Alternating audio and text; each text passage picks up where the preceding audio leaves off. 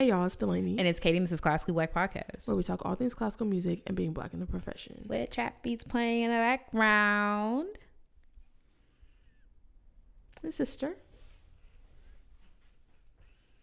Silence. I'm not gonna do the news. On the wow. we can't have a greeting at the beginning of the episode saying hi to each other. Hello, listeners. Skipping right over me and going to the listeners is kind of insane. But okay. So the listeners aren't important to you. Heard it here first. Delaney hates you. Great.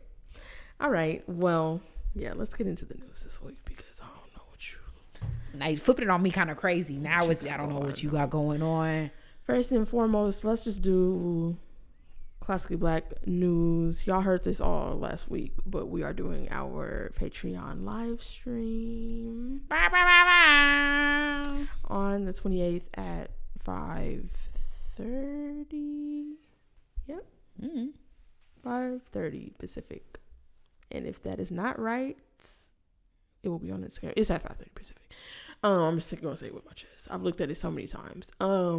But yeah, you can join our Patreon for as little as $1 a month to get access to the live stream. We're gonna be doing the We're Not Really Strangers, Because we're not. card game. Come. And You're not gonna. Yeah, it's so that you can deepen your friendships. Well, we're not doing a good job right now because you won't hold my hand. Well, come. You don't want that. Come. You want that bought up my design and threw it in the trash. Too much text. You hate it. How does finna go? Just saying. Come. It's not what sisters do for each other. Well, so. I can say a lot of things you've done that sisters shouldn't be doing. So. Well. Weaponizing my words against me. Well. Turning your back on me. Why your words so pointy that they can be weaponized? Not accepting my love and affection. Well. See? Y'all just don't know what she be like behind the scenes. Oh, girl, nobody believes you. And you hear that? She didn't say no. I didn't do anything. She said nobody believes me. Because no one will believe that I would do something like that. I haven't done anything wrong. I'm an angel. I'm petit ange. I'm an angel. Also, we're doing classically black confessions. We're asking you guys what is the most trifling, craziest thing that happened at your music school when you were there. So the form to submit your anonymous confession is in the description. We are going to be reading confessions on the episode that comes out on May 5th. So as long as you do it like before the Wednesday before May 5th, it will be fine. Yeah, tell us, be messy. Like no one's gonna know it's you, girl. Like just tell us. Yeah. Period. Like, who was sleeping with who? Who was hunching? That's probably what it's gonna be. Oh, now I realize why I wrote that to go after this, because the news is actually very depressing. So changing gears, the composer Brian Field is set to become the first person to set Amanda Gorman's poetry to music. He's going to be setting her poem "Hymn for the Hurting" in his piece called "Everything Hurts." This poem was written in response to the 2022 Uvalde shooting, and it's going to premiere with the Nashville Symphony on October 24th and 25th of this year, featuring Janae Bridges and Christian Reif. I always forget how to say his name. But all proceeds for the concert are going to go to the gun safety organization Everytown. So if you're in or around Nashville this fall, consider going to the concert. That was a crazy one. That's one of those things that's just like really jacked me up. Yeah. That whole situation was just crazy. I still check on to see like somebody really got to go to prison for that. Yeah. But you know how we do in this country. So, second of all, the chamber orchestra Camerata del Sol just canceled a performance in a town called Truth or Consequences, New Mexico, which I said so flows off the tongue, nice and succinct. I'm like, why is it the name of the city? Truth or Consequences? Okay. Is it all one word? No, Truth or Consequences, New Mexico. Well, something simple like Plano was already taken. So. Right. So that was the only option. It says they canceled their performance citing immigration concerns. The members of their orchestra, it's like a small like ensemble, are of mixed immigration status. Some of them are U.S. citizens, some are legal permanent residents, and some have special visas. As we know from situations going on, like none of that really matters.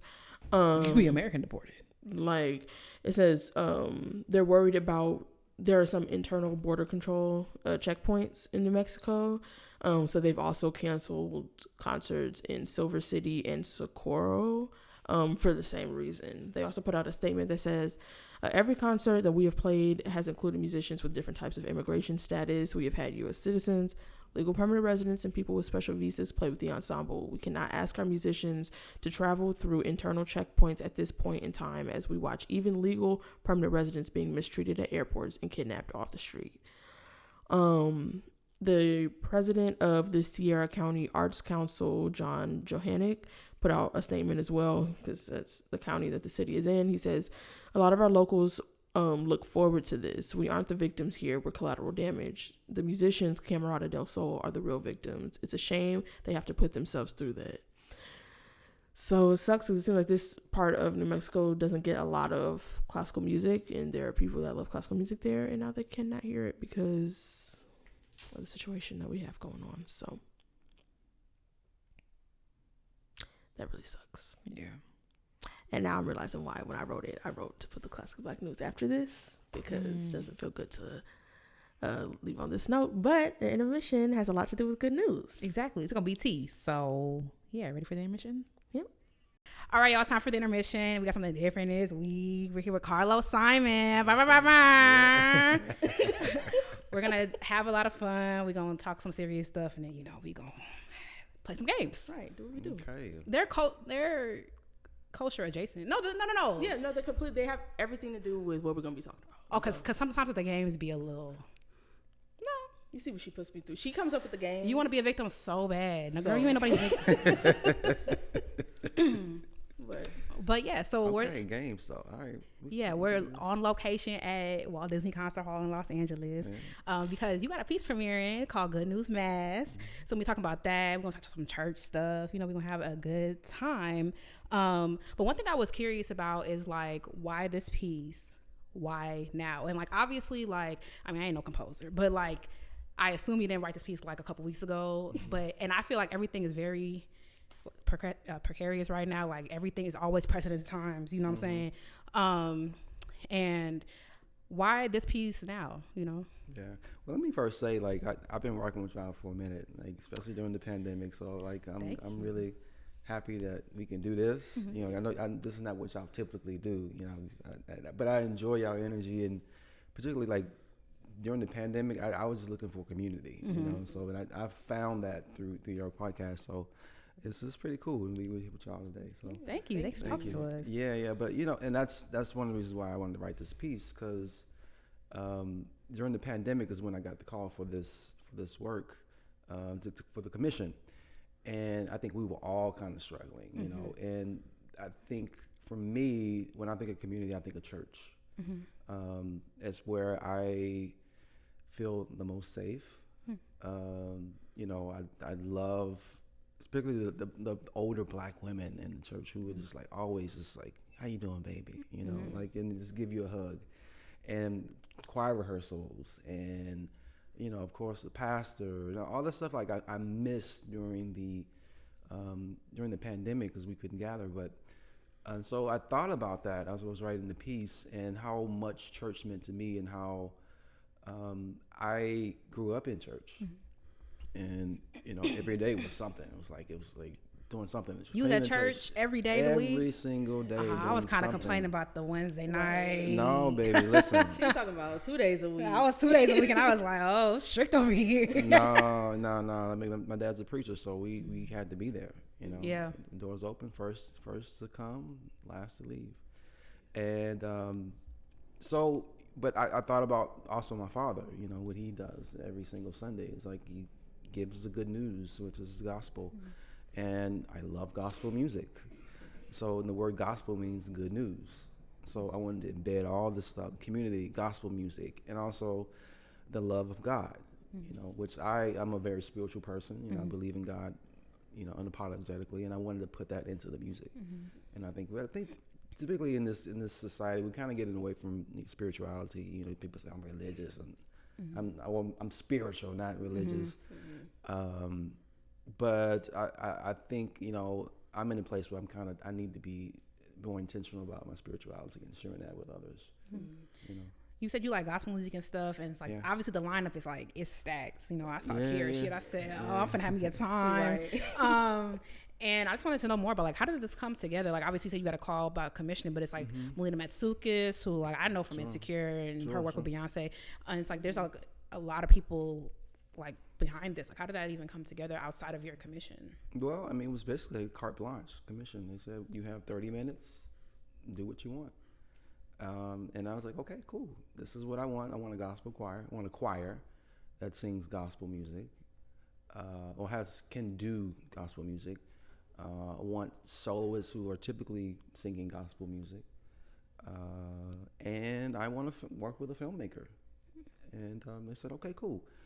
And I already knew the soloist I wanted to work with. I wanted the samples choir. And but I didn't know the filmmaker though, so they paired us together. Oh, okay. Yeah. So that was 2021 when this all happened. Like peak Insecure. Yeah.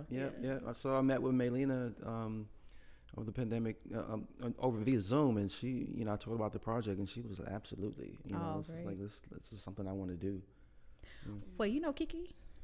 I don't know her. Oh, you said you knew the solo. I know there's another solo, of course. It's not just about her. No. It's just like, oh. Right, it's getting real famous. That's getting real famous, guys. Yeah, I was like, we able to get in. They gonna turn us away.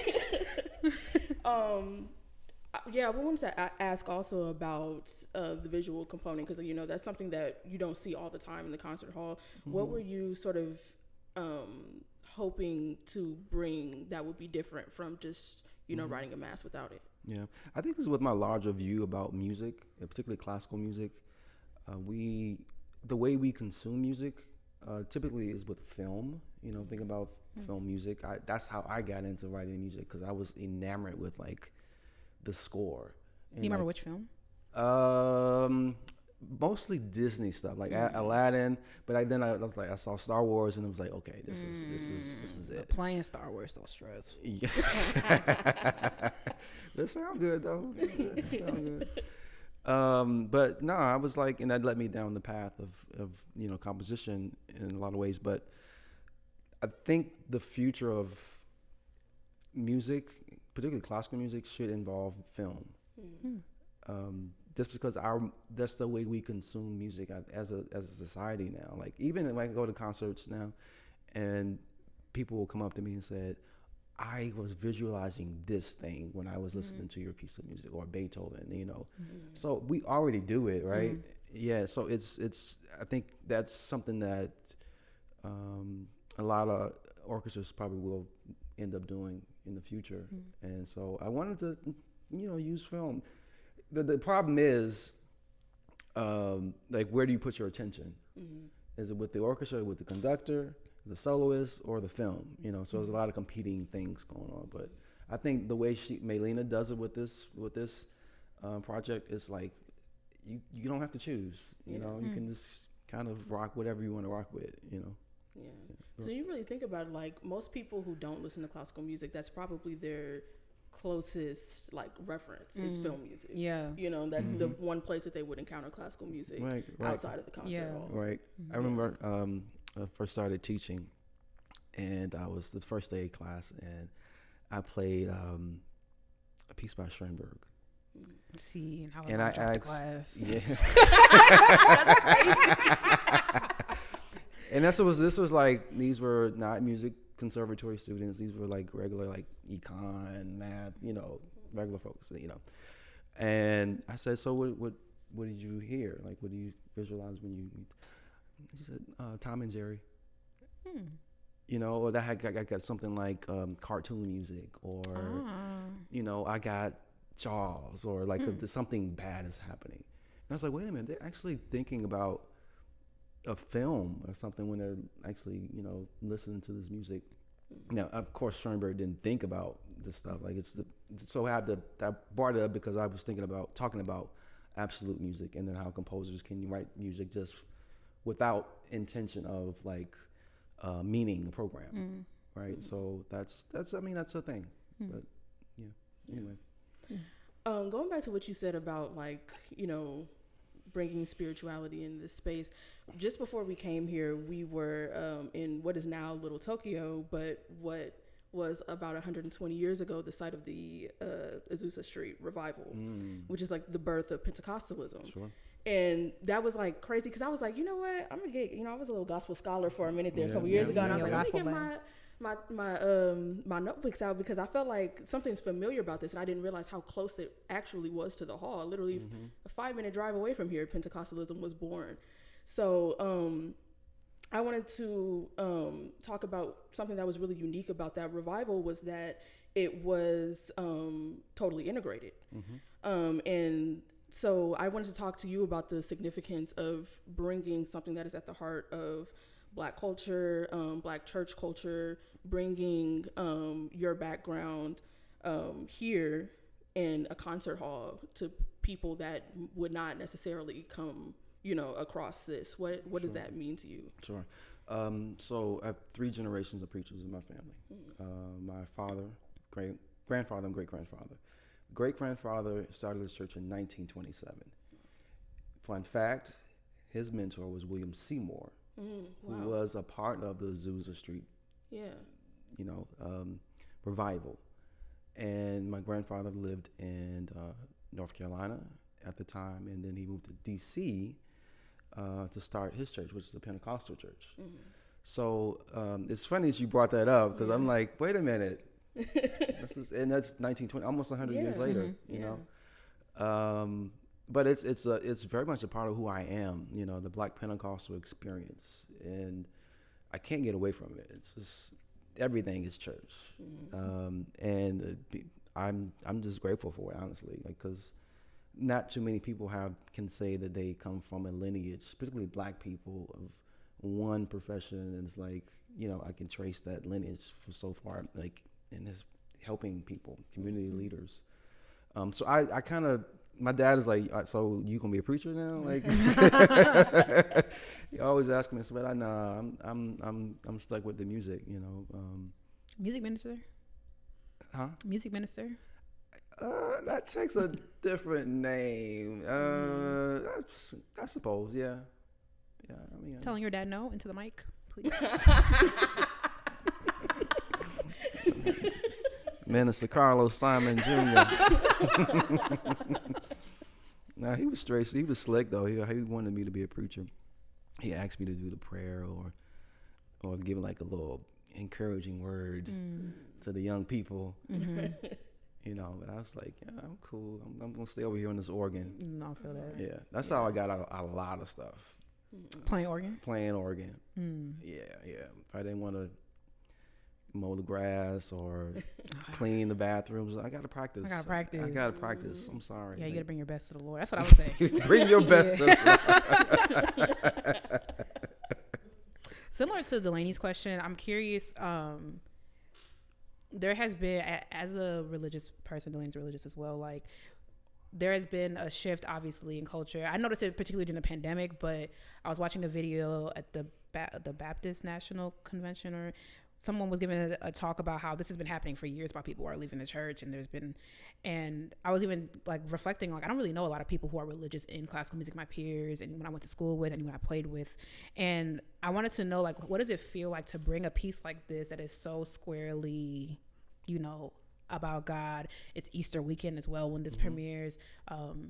Like, what does that feel like to bring a piece that is so squarely church, so squarely God, so squarely Jesus, like into a space into a time where people are leaving religion, they're leaving whatever, and also like church hurt and things like that. Like, what does that feel like? Because you said like church helps people, but a lot of people don't agree. That is a true thing. Oh gosh, well, I know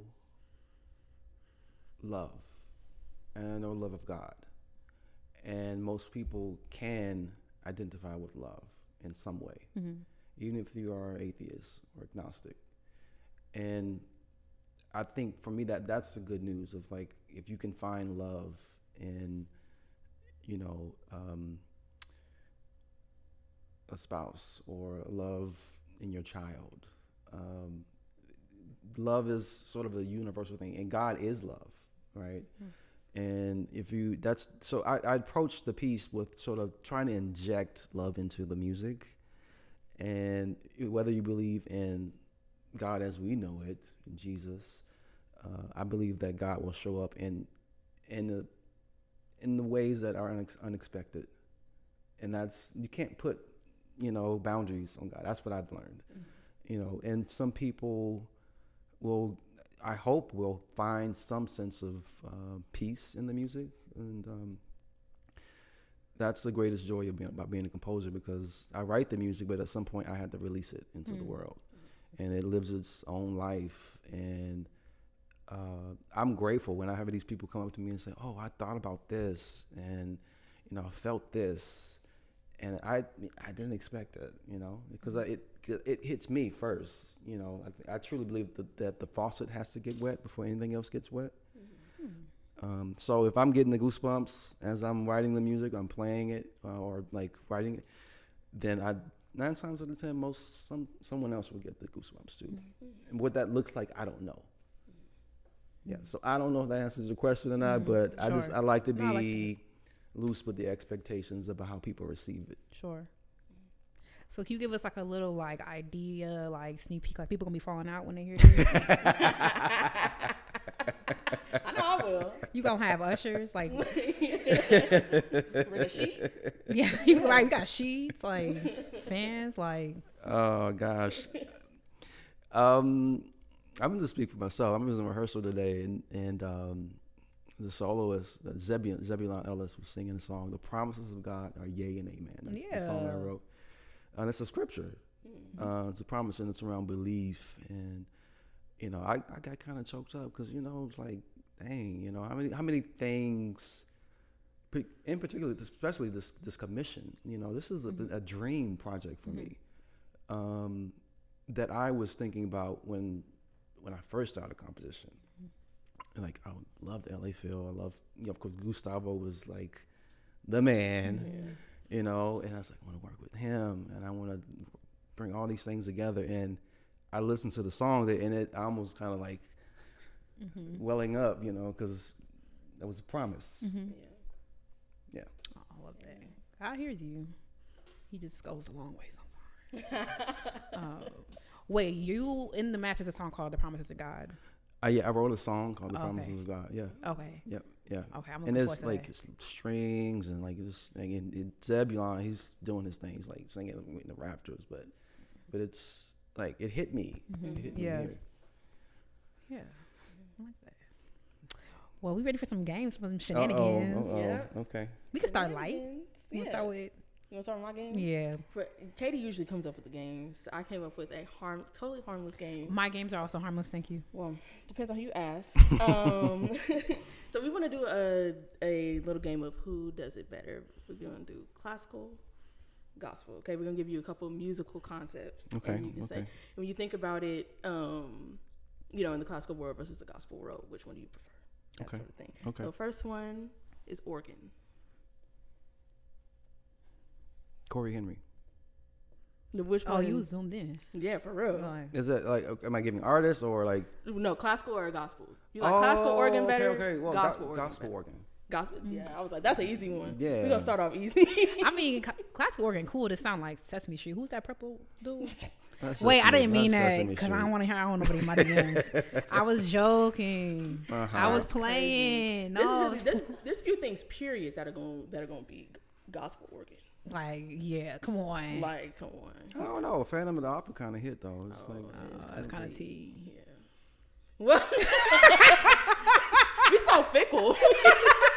Anything you say, we're like, yeah. Okay. Bach, all the Bach organ stuff. That's like it's magical, but I still prefer a Hammond organ. Yeah. Yeah. No, okay, conductors. Classical. Really? Mm-hmm. Why? Uh, I think there's it's such magic to it that you can. There's a lot of choreography in both, right? But there is a certain level of like magic that goes into this. The smallest amounts of movement can affect, and especially if there's a synergy between the musicians and the conductor is like used to I should say the orchestra musicians rather are used to the conductor, and like just the movement is like you can just tell the synergy is there. Not that it doesn't happen in gospel music, but it's a little more refined. Yeah, that's what I found. Yeah.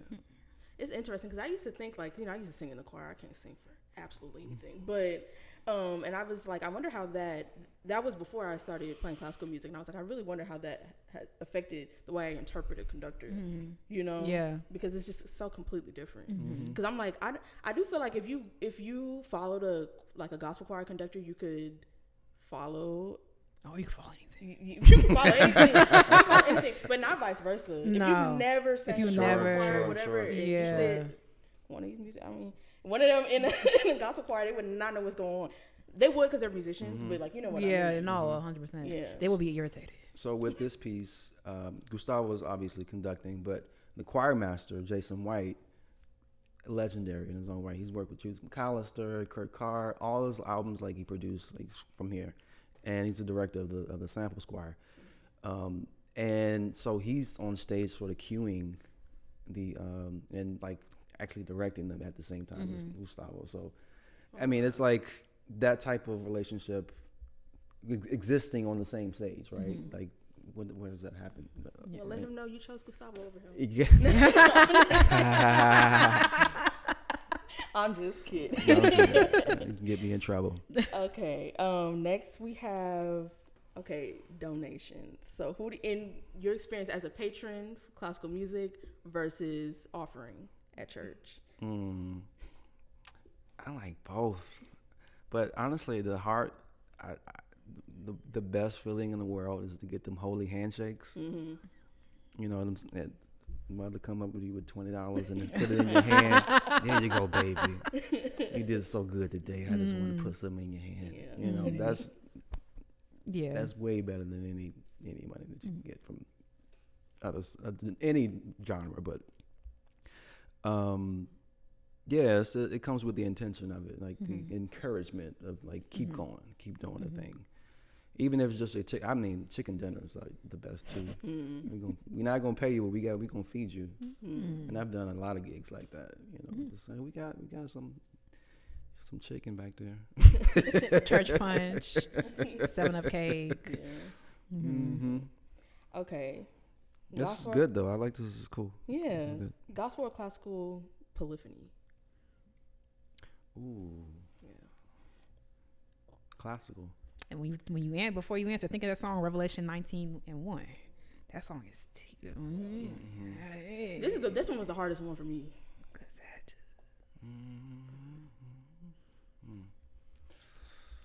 This is hard. It's like neck and neck for me though. Yeah. Because my mind goes to like Hezekiah Walker. It goes to like James Hall. Those type of choirs. But I love Bach though. Yeah, I was like Bach though. Like, I mean, yeah. He ate that up. Could do me a little Brandenburg. I can't lie. Yeah, it's just in Handel. I mean, it's like wow, you lost me. No word. You freaking Handel over. I'm the choral polyphony stuff. Have you ever sang something? No. Yeah, This is orchestral. Handel orchestra don't really. Yeah. But yeah, choral stuff. Okay. It's your game. We support you. Okay, last one, percussion. Percussion, gospel, of course. Yeah. Actually started out playing cowbell At church? At church. Yeah. So my mom, she would play trombone in the choir with the musicians, and she had this little 6-year-old kid. She want to keep him engaged. So she bought me a cowbell, And I was like, I was making that thing, you know. It's like giving a 6-year-old a cowboy. Is it crazy work? She got some long nerves. But then I changed to bongos, Oh. which was a little lighter, you know. Yeah. And then I moved to drums. Yeah, so then transitioned to keyboard and organ and then composer. This is what a gospel choir could do with a tambourine. Listen. Like, you know? Yeah. Time for my game. We're going to play a game called That'll Preach. Oh, okay. And basically what I want you to do is take a classical music concept and do a 2 to 3 line sermon about it. Classical music. For example, the term was crescendo. Like, it don't matter where you start, it's where you going. God will expand your territory. Amen. Something like that. Okay. First word is pianissimo. Pianissimo.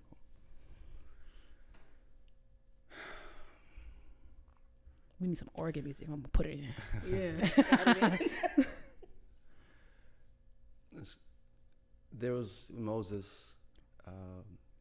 Was at the Red Sea, and with Pharaoh in the back and the sea in front, and God whispers to him, says, "Be still and know that I am God." Amen. How many times we need to be pianissimo? Amen. Head of that boy. God gives us 2 ears and 1 mouth for a reason. We need to listen, not just to people around us, but to God. Amen. Yeah. I felt blessed by that. 3 generations of preacher came through. Real quick. Let's do one more. Grandpa's.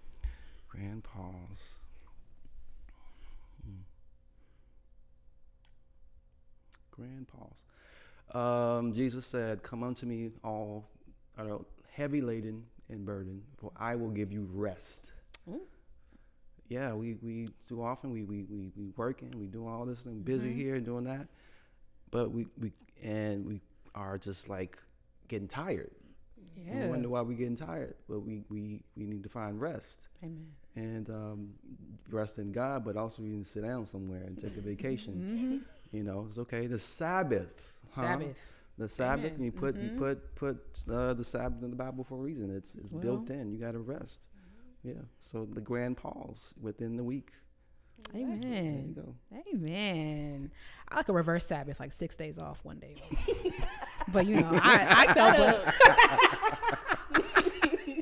I love it. No, we used to do this. Like, it's the thing. We call it pick it up and preach. Oh, I love that game. Yeah. I've So, never played it, but I like being around it. Yeah. So like the water bottle. Just create a sermon around that. Yeah. Yeah. We've done that before. Well, yeah. Well, thank you for talking to us, Carlos. Yeah. Good times. This good was times. fun. Yeah, Thank you so much. Yeah. Cool. Hey, y'all. We went to see Carlos Simon.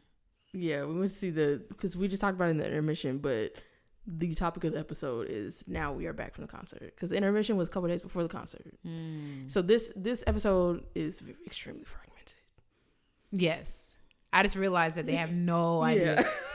Because it made sense in my head, but yeah, we literally just got back. Yeah, from the concert. This So is she's chaotic. talking about when we were at the LA Field store. Oh, right. Yeah. Dang. Because they like stole third word we heard was cities, and we don't know what's going on. Okay, yeah, we were in the LA Field store at the concert hall, and like 2 white ladies like looked down at like my chest. I'm like, first of all, girl, I could take one out and show you. Yep. Number 2, this ain't church. And number 3, girl, I played on that stage before. Like, you don't know who I am. Like, go buy your freaking keychain. You know who you are. Katie got recognized. Bunny loves half of everything. Like, you were the one. You did. We was in the hall and they were like, that dude was like, Dalanie, oh my God. After I said, we used to work together. That's not the same thing. Okay. You know that's not the same thing as somebody recognizing you. And that girl was like, Katie. Oh, her name was Shakira. Hey, Shakira girl. She was like, Katie, Dalanie, she saw you back there. And I was like, Dalanie. I heard you say my name. Now we got selective hearing. It's unreasonable for me to. Exactly. No. Yeah. Katie got recognized. Did she not recognize you? She didn't recognize you? She went. Mm-hmm. She had no idea who you were. Yep. She knew exactly who you were. She saw Dalanie. She saw you first, and she was like, "Wait, that must be Katie." And then she was like, "Katie." You just made that up. You because when you just recounted it, literally 30 seconds ago, she said, Katie, the world will never know. You know. We don't know how much longer we're gonna be doing this show because y'all don't know how Katie be doing. Oh my God, Dalanie dragging it. Dalanie love a good y'all know what Katie be doing. Meanwhile, because this is the villain. I'm the villain, Katie. Mm-hmm. How am I the villain? You the villain. We both villains or you the villain. You'll have to move on to the Black Excellence because now I feel like because y'all don't know the stuff Katie be saying. So it's like we could both be villains, but it's like 60-40. It's the nature of what you say. I'll be saying as much, but it's the nature. Talking about the concept, what people want to hear. Well, I'm sure people want to hear what you be saying to me off the mics. So we went to the La Phil. So I'll make sure to have a hidden microphone. And we're going to talk about the good news mask and other stuff because Randall ate down. Mm-hmm. Begin. Well, you don't want me to begin. Go ahead. This has been the most chaotic 4 minutes that we've ever. No, it's not been. You don't think so? I think we've done worse. Oh, you really? I think so. Yes, no. I mean, we spent all that time trying to learn how to pronounce that one place. Oh, right. And then named the episode after it. Was the episode after it you fob?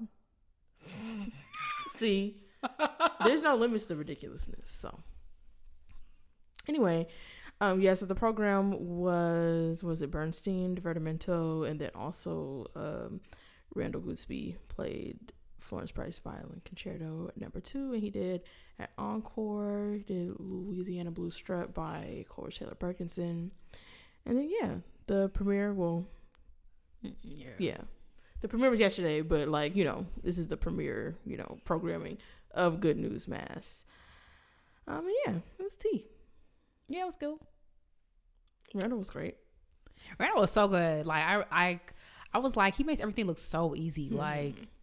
And the way he I feel like it's been a minute since I watched this. So, I saw Melissa. She also tea. But that was in 2023. I normally I'm sitting in the orchestra listening. I'm like, I wonder what they sound like too. So that is a bias.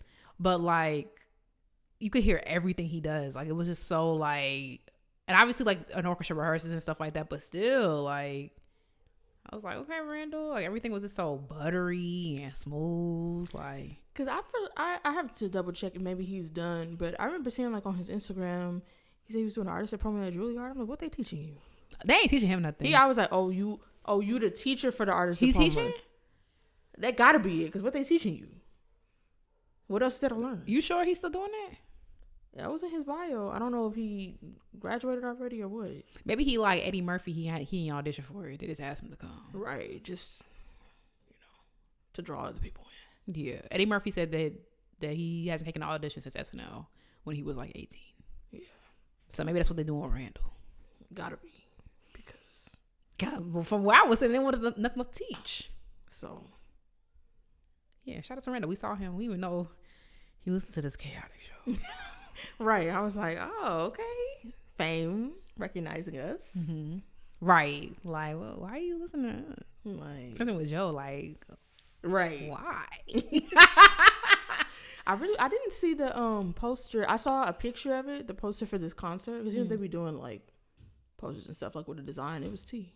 Oh, I didn't see it. Yeah, I didn't see. I was actually, to be fair, I wasn't looking for it when we were in the store, because I went in the store to find something in particular.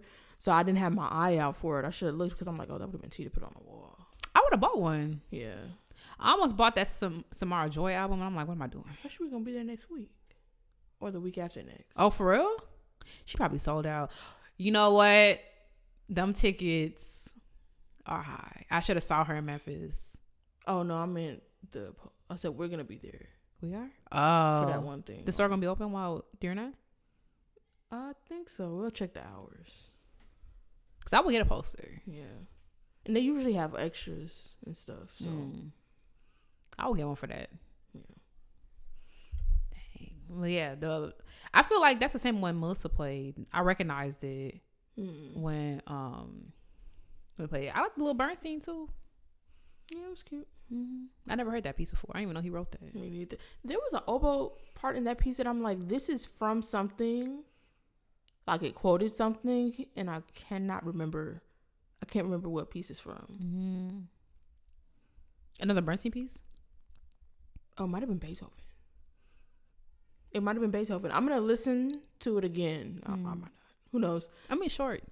Yeah, but I think it was the oboe solo right before the like grand pause or whatever in first movement of Beethoven 5. That's what it was. I'm pretty sure because I was like, okay, memory, girl, musicianship. The one thing I was able to dig out of my brain.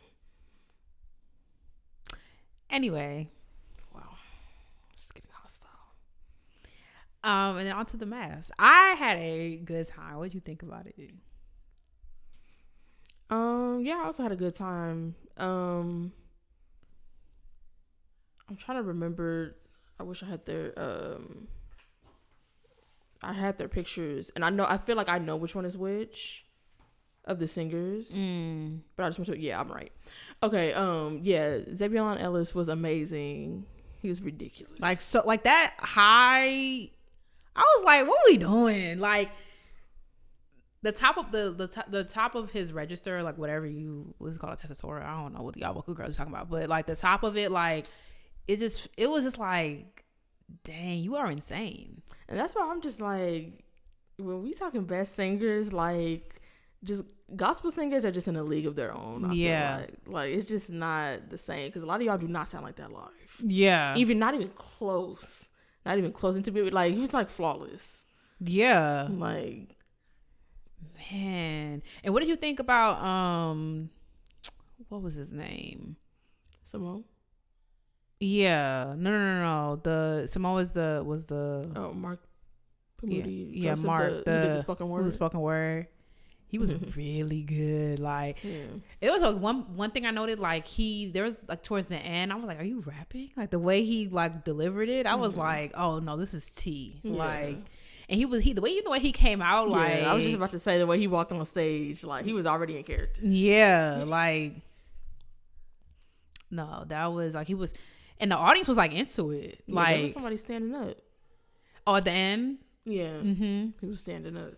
Yeah, the audience was like, which I was like curious of why I asked Carlos like during the intermission about like bringing a work like this to, this is a secular space, you know, and they were very receptive to people nodding. But I'm also like, if you see a gospel choir, I feel like maybe I'm biased, but I feel like no matter what, a gospel choir could be saying bloop bloop blorp, like it's just a different sound. You're gonna be moved, like even if you don't believe, like you're gonna be moved by that. And a lot of it, like, this felt so familiar to me. Like I was like, Carlos could write him a little gospel album or something. Like the song sounded. I mean, I did hear I could hear some influences, like towards the end. I think it was. I wonder if it was the greatest of these. Was that the one that was a cappella? Like towards the end, and I was like waiting for like a dirgy, like a little 6/8, like just the bass drum and the choir and then the organ joint and stuff like that. And I'm like, this is like, I hear dang, I just lost it. It's in my notes, which are in the room. I don't even know if they're even legible because it was in the dark. But like I hear like I wrote down like Smokey Norfolk at one point. I heard like Hezekiah Walker. Like it just felt like this could be a Sunday evening service. Like you did the morning thing, you went home and you came back. Like that's what it felt like to me. Okay, gospel scholar. Nope, not even close. Well, pretty close. I'm just citing the influences. I have the exact song where I was like, obviously like Carlos is a genius. Like I'm not saying that he like whatever, but like just like that feel. I was like, oh, this feels like church. Like he really made it feel like church.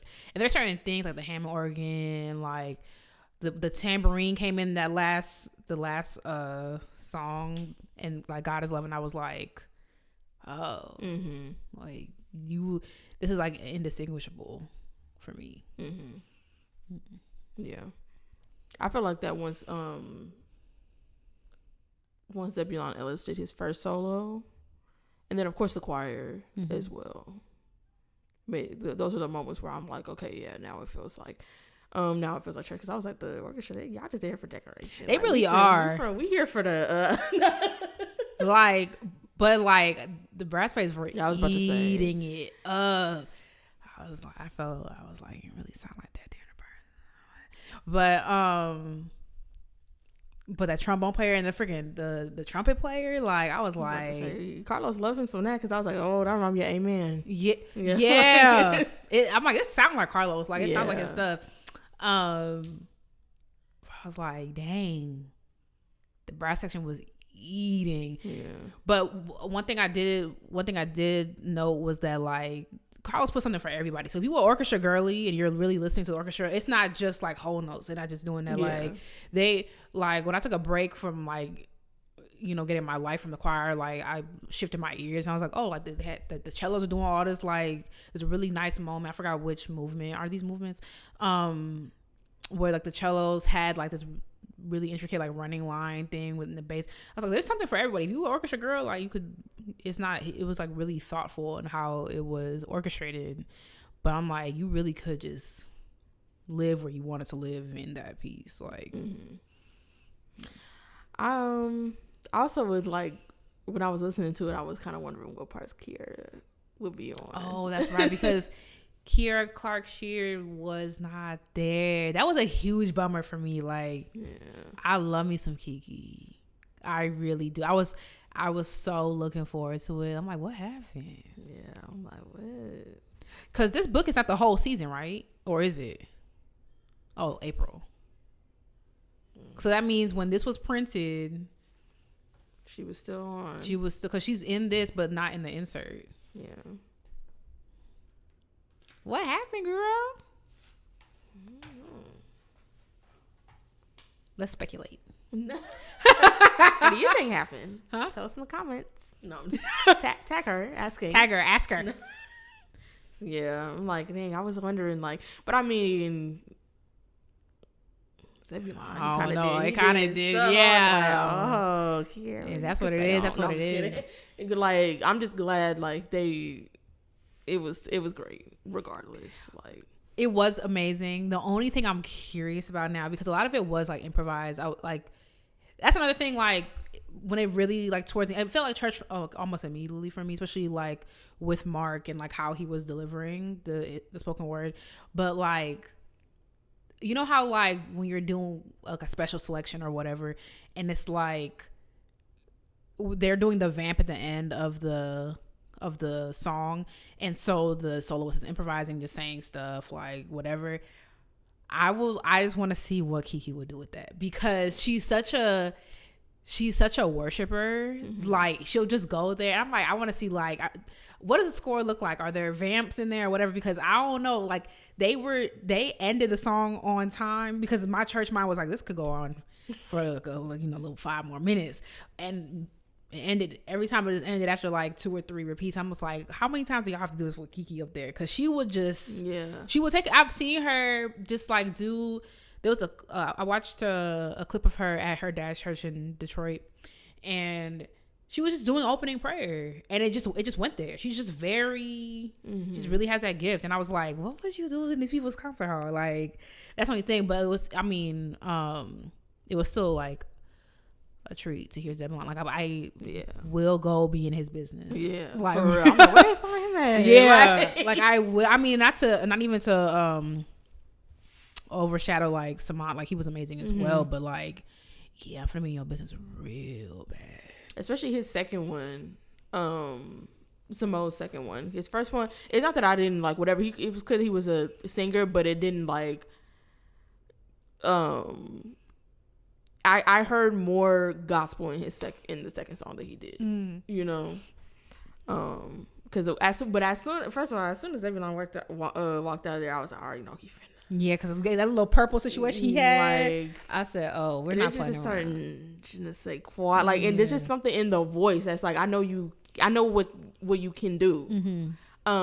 But Samo got there for sure. Mm-hmm. Like for me, like it was very like the first number was just like very calm. I was like, okay, like let's see. And then like he has a beautiful voice too, a beautiful voice. Yeah.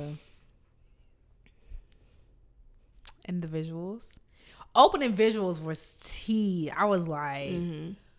I don't even know how to describe it. I don't even know how y'all gonna see it. Like, I don't know what to tell you. Like, I was like, oh, that's why there's so many personnel on that thing. You asked the head girl of girls to do it. Like, yeah, Melina Matsoukas did the visuals to go along with it. There was a couple of things. So, what happened to the Sunday service choir? Yeah, that's what I was wondering because I'm like, there's no note about that. Is there a note about that? You know, I'm gonna look it up. They called the samples. The samples, because I'm like, is that the same choir? Is that a different name or what? But then I'm like, I don't know. There's a lot of switcheroo. I want to know and see because I'm too messy for this. Like, I need to know why. Because there was it says program update and said, please note that Zebulon Ellis will perform the portion of the Good News Mass that had been intended for Kiera Sheard, who has withdrawn from these concerts. But it didn't say anything about the choir, and I'm like. Is that a different choir? Or is that like a subset of the choir? I don't know. Maybe they're the same choir. Yeah, because why is the name of the samples? I'm like, they finally wanted to distance themselves from that particular affiliation? Because I was like, service has?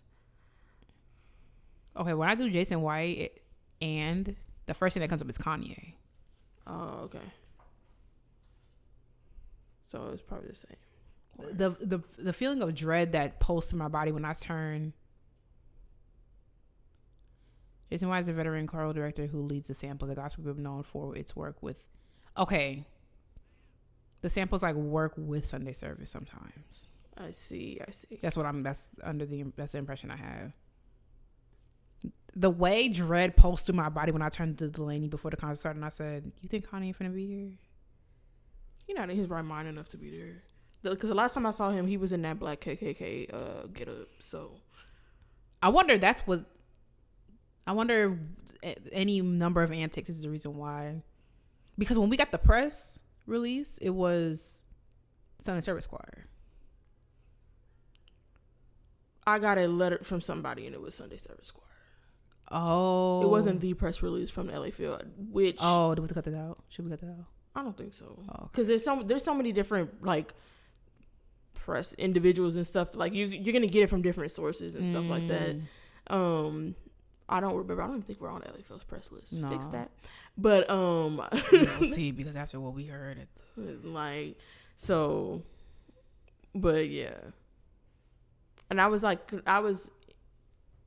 kind of interested because it was like it mentioned Sunday service and it was like known for their work with Kanye West, which they are, but I was just like, is that even a plus saying that? Because I'm like, that kind of turned me off. Like, I was like, y'all couldn't find on Mississippi Mass right there. And I was like, and y'all, like, and it's like, not even if y'all had just left his name out of it, because like, there's just certain connotation there. Mm-hmm. I'm like, I don't think, Kanye, like, some people, maybe y'all do. I mean, a lot of people don't care. Y'all proving that over and over again. Y'all also happen to catch one of the people. I've been going off of Kanye since slavery was a choice. Oh, that absolutely. Like that. It was that was enough for me.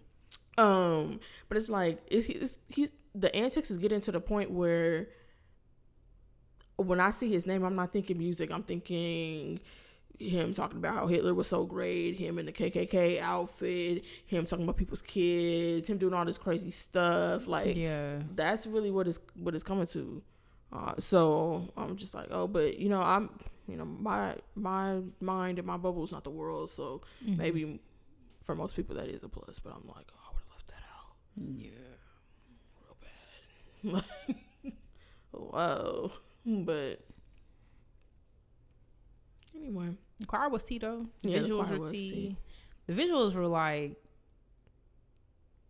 I really enjoyed them. That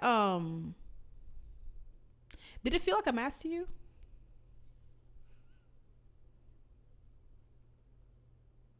That's hard to say because I'm not really like How many masses have I even heard? I know I've played Bach B minor. I played that mass. And oh no, that's not a mass, it's oratorio. Maybe that's the only one. I haven't played many. I played maybe like 10 masses or something like that. But like at first I was like, this is really great. Like I loved it. And then I was like, oh, is this a mass? And then like but then I was like, oh yeah, it does feel like that a little bit, because it's like not even a little bit. It feels like that because of like the different, like how he moves from movement to movement. There's way more movements in Good News than a standard, like what is called like the ordinary, the mass. But like the highs and lows, even with that one movement, I don't remember which one, where the guy was like carrying the cross, and it was like, okay, like I was like, okay, this feels like a mass to me. And then how it ended, I was like, okay, period. Like it felt like complete. I felt like we went on a journey type vibe. Yeah, I don't really know a whole lot about masses to be able to say. I don't remember the order, like some song to something, like song to, it's not the first one. Oh, Kyrie's one. Oh, like a Requiem? Oh, is that a Requiem? I know that Mozart's Requiem has those in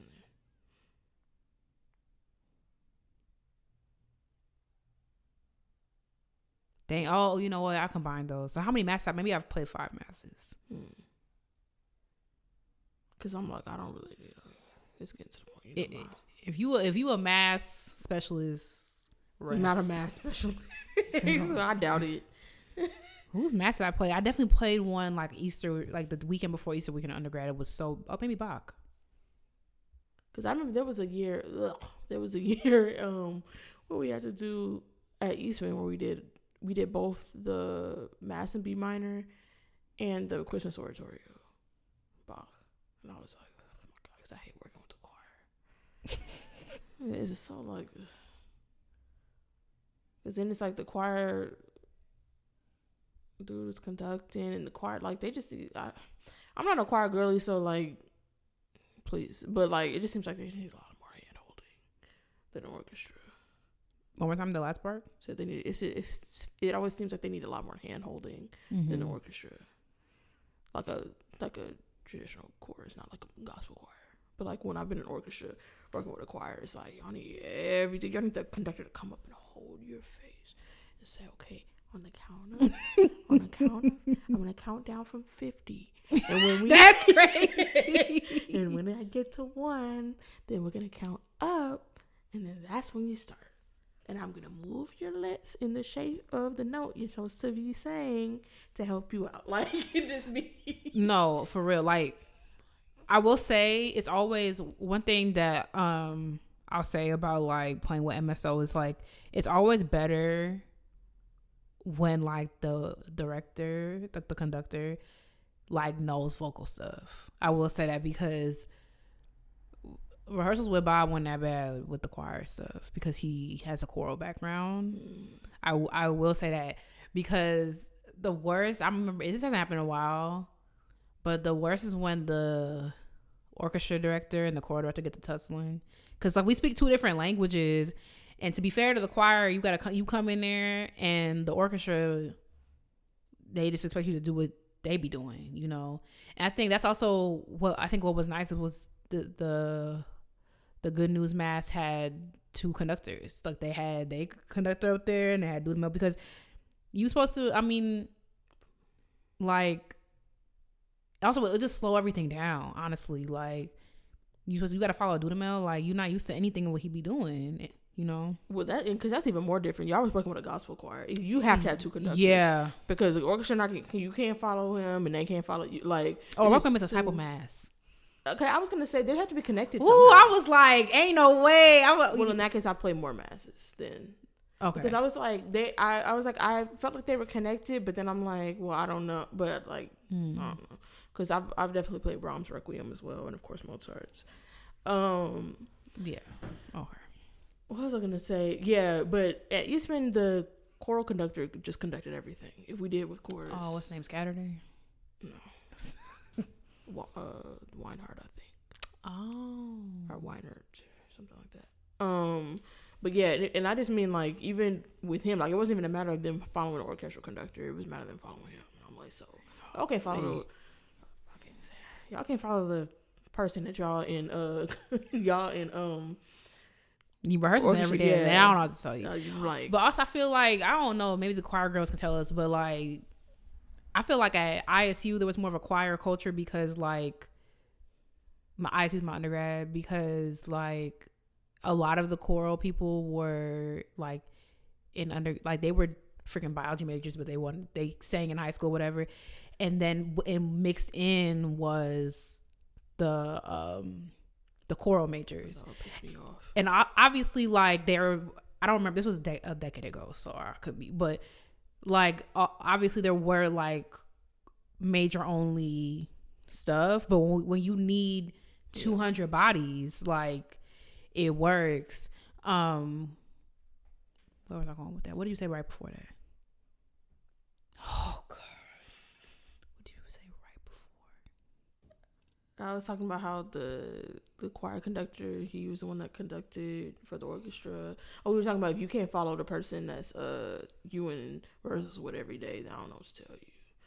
And then you were like, maybe the choir girl is because let me know. Oh, because I think why choir doesn't work well at Eastman low key is because everybody they want to be they soloists. They want to do their little thing. Stuff. Yeah, and I also, if I remember correctly, the girls used to complain about, I got choir. Yep, they used to be like, I got choir.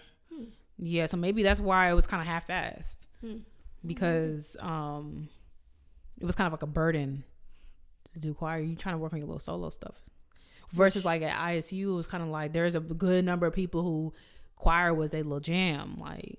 You know. Which that's kind of interesting because like I'm not saying you shouldn't believe in yourself, but like just I'm not trying to be realistically, but like but still as a working musician, operas have choruses. Yeah, like you should be able to be good at that. Not saying that y'all weren't, but I'm just saying like even if I'm not trying to be like you're not gonna be a breakout star, you could be a breakout star, but like I don't know, it just seems like something you should know how to do. Yeah, but I'm not a choir girl, so. They're gonna be in the God. comments. I mean, shut the fuck up. So you said what? They're gonna be in the comments telling me to shut the fuck up and mind my own business. Choir, that y'all a different breed. Yeah. I mean, at least y'all not theater, so we'll take what we can get. Theater's insane. Theater's insane. I don't think there's anything insaner. Maybe art major. No, I think theater is about as crazy because it's like a different type, like annoying type, like. Just too much art, like y'all be woo woo or something like that. Yeah, but it's like because art kids be weird too, walking around barefoot everywhere. But that's also theater. Yeah, the Venn diagram's a circle sometimes with theater and art. Yeah, y'all got it though. People always say this and that about orchestra. We should start orchestra beef. We should start musician beef because I feel like orchestra kids be the coolest. That's my experience. Orchestra kids were cooler in high school, if that matters. It doesn't. I was about to say orchestra cool. Orchestra kids weren't cool? Like out of who?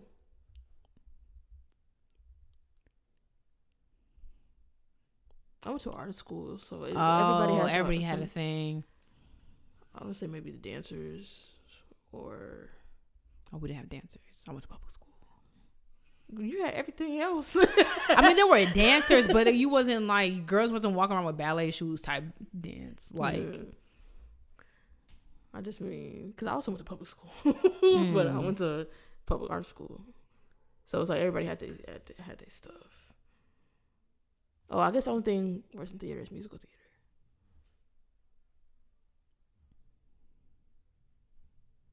Because now you're doing all you're doing and you singing on top of it.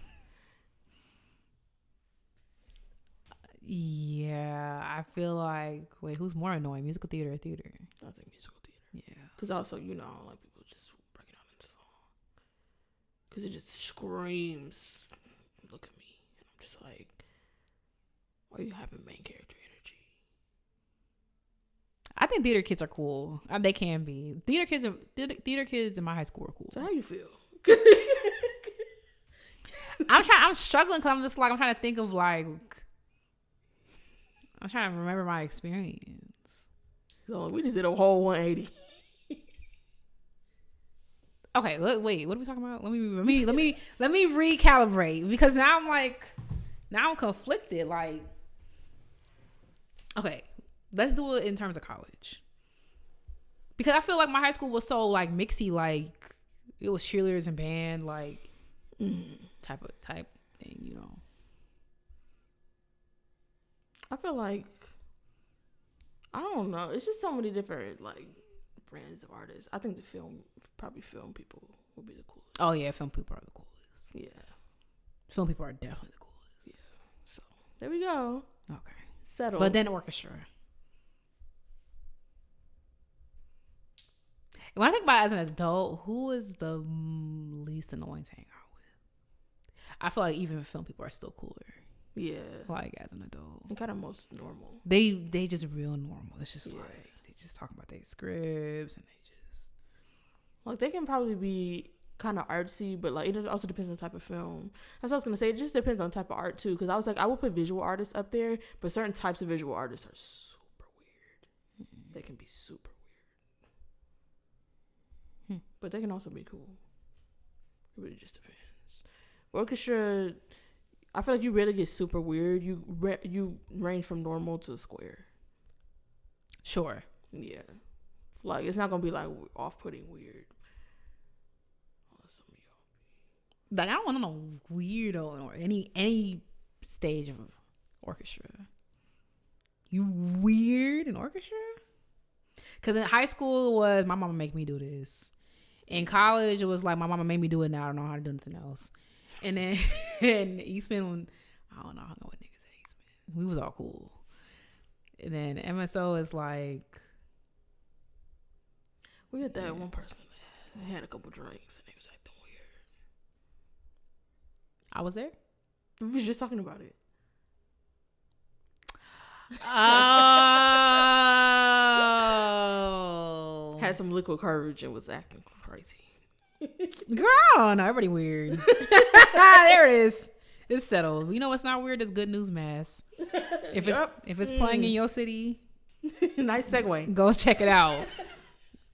Carlos Ben Simon. So period. Also, that's like I don't know like how long he been on the scene, but I remember playing Amen at Gateways in 2016. 2017. Yeah. And it's like, what that like feel like? Because that was that the concert where they had to stop or no? That was one before it. Wait, I don't remember. The one where they had to stop, which was that? I don't think I knew you yet. Actually, that had to be 2017. Okay, 2017. Because I definitely went in 2017. Yeah, you were. But I didn't. And I went in 2019 because I came from LA. Yeah, you had to like zip me into that dress. Remember? I remember. Sure. I remember you. And that person texted me and was like, "Wait, who texted you? Remember we were in Georgia's studio because I needed help getting my dress on, and they were like, I need to talk to you. I remember that. Stop playing on my phone. I remember that. Oh, that just irritated me again. Like what? Also, yeah, actually speaking of weird, because I can't say too much because it's actually a little insensitive. I want to know if you could get it. Speaking of that concert, the one we had to stop. Mm-hmm. Never mind, I'll just tell you that because it's actually like it's really sensitive information, but it's just like, please. That means you hear it on Patreon. No, I'm just kidding. Raising the price to $100 a month per minute, right? But anyway, I had a good time. Yeah. Shout out to Carlos. And had the blue suit on. I said, "Come on, blue!" Right. They was having church down. They was gonna start like because the last song, like Dalanie said, someone stood up because it really gave like special selection. Like it really gave like, oh, like we're gonna do this song and the preacher gonna come on. Mm-hmm. Like, yeah, they should have been there when I went to the Solange concert. They was having church for real. Like it was just church. Like I'm surprised they didn't have no ushers. Like it was church in there. So I was like, y'all finna do that. But I think it was a little different. Why was it different? Y'all got a whole orchestra. You can't really just be, I mean, musicians will figure it out, but it's just like, let's just do what's on the page. But, and also just, I feel like the crowd tonight didn't give that. Yeah. As well. Like the Solange concert was like overwhelmingly black. Oh, wow. Yeah. Or at least 75 or 60%. There's a lot of black people in there. And that was not the case. I just be like, every time I be like, when I heard that choir, I'm like, black people so cool. Like, we just. I thought, y'all be going to church every Sunday, y'all don't hear this? That's what I'm saying. Like, this, I'm like, oh, y'all don't hear this often. So black people are so tea. Like, anyway, shout out to Carlos. And we're moving on. All right, y'all, time for Black Excellence, where we hype you up, gas you up, and give you your props because there's room for everyone at the top. This week, I'm talking about this girl named Kendyll Nichole. I don't know her last name because, one, she's a minor, and two, it's social media. Like, let's not be weird, but she's a junior at the Duke Ellington School of the Arts, and she sang a beautiful rendition of Blackbird with her friend Miles at this thing called Night of Ideas. I think Richard went to Duke Ellington, right? Or taught there or something. It doesn't ring a bell. Anyway, it's an art school in DC. So shout out to you, Kendyll. Yeah, your future's bright, girl. Period. And I'll link the TikTok so you can see it. Show Kendyll some love, and you vocal girls. There you go. Okay, my piece this week is the Florence Price Violin Concerto number 2. This was on the program of the Good News Mass concert that we went to for this episode. So shout out to Randall Gooseby. Yeah. Period. Well, thank you so much for listening to Classically Black Podcast. Don't forget to follow us on social media at Classically Black Podcast. We have a Patreon. Join the Ebony Tower. That's patreon.com/Classically Black Podcast. We also have merch. That's classicallyblackpodcast.com/store. Thank you for listening or whatever, and we will catch you next week. Bye, y'all. Bye.